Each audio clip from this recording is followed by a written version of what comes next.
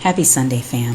Hi, if you're new here, my name is Monifa, and I've recently started to document my sewing journey.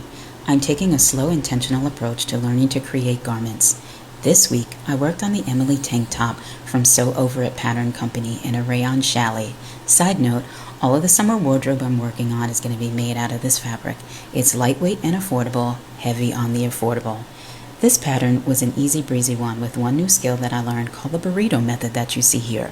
Now there are instructions in the manual on how to do this, however there is a considerable amount of rolling and flipping the fabric that the illustration did not quite capture to my liking. So I went to YouTube University and found a tutorial through the pattern company's Seamwork. Shout out to them for getting me through this project.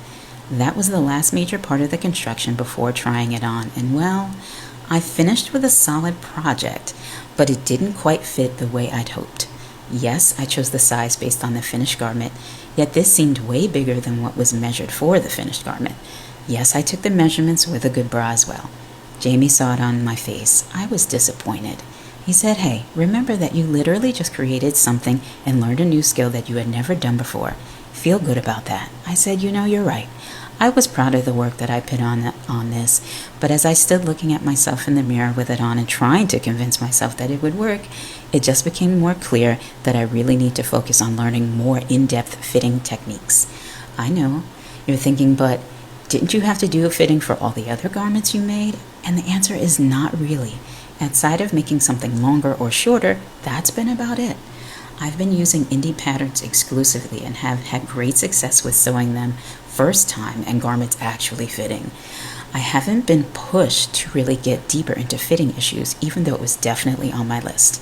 Well, that's moved up to priority number 1 because I'm not moving on to the next project until I solve this.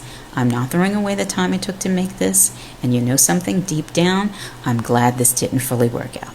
How will one ever learn if you don't have challenges, right? As I said in my last vlog, it's not a failure if you learn from it. Until next time, everyone, peace.